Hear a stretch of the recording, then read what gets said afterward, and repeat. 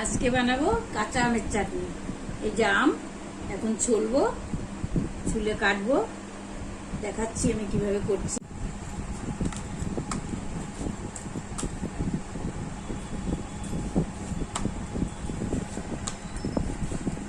আমটা ছুলে নিচ্ছি।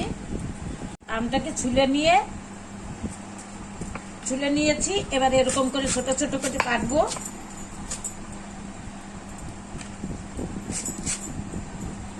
কেটে সাদা একটা পাতলা খোসার মতন থাকে, ওটাকে ফেলে দিচ্ছি।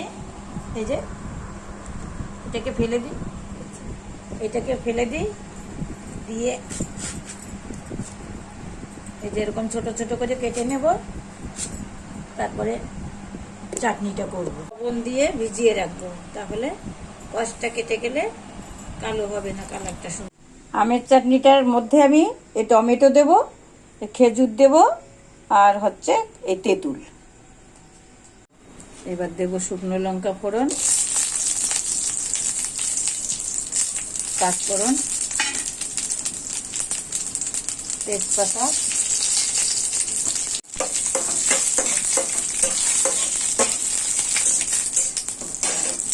এবার দেবো লবণে ভিজিয়ে রেখেছিলাম সেই আমটা,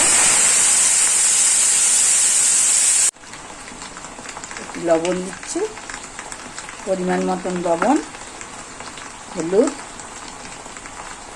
চিনি। এখন প্রায় আম পেকে আসছে, তো এর জন্য চিনিটা একটু কম লাগবে।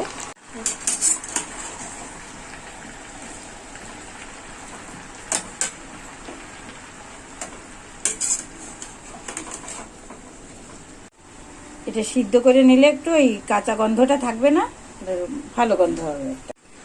এবার আমি একটা মশলা তৈরি করব।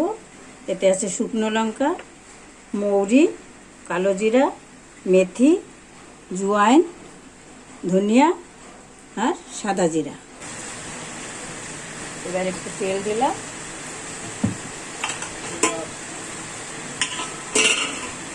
কিশমিশ দিলাম,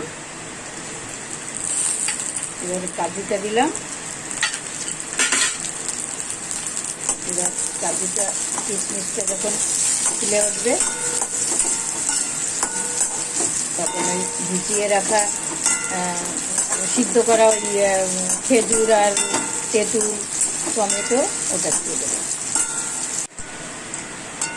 এবার ওই খেজুর, তেঁতুলের, টমেটোর পেস্টটা ঢেলে দিলাম। এবার একটু এটা কষিয়ে নিয়ে এই চাটনির মধ্যে ঢেলে দেবো। এবার এটা এই আমের মধ্যে ঢেলে দিলাম, যে আমটা জ্বলা যাচ্ছিল। এবার আমার ভাজা মশলাটা দেবো। ভাজা মশলাটা গুঁড়ো করে রাখছি। ভাজা মশলাটা একটু পরে দিলেও হবে, নামানোর আগে। এই যে ভাজা মশলাটা গুঁড়ো করে রেখেছি, এবার এটা দিয়ে দেবো। বন্ধুরা, আমার চাটনি কমপ্লিট। এবার পুরো মশলাটা দিয়ে দিলাম। এবার একটু ঘেটে ঘুটিয়ে একটু নেড়ে চেড়ে নামাই দিলে শেষ। এবার দেখো সুন্দর কালার আসছে। তোমাদের ভালো লাগলে তোমরা করে খেও, আমাকে জানাইও কেমন হয়েছে। আজ আসি, আবার দেখা হবে পরের ভিডিওতে।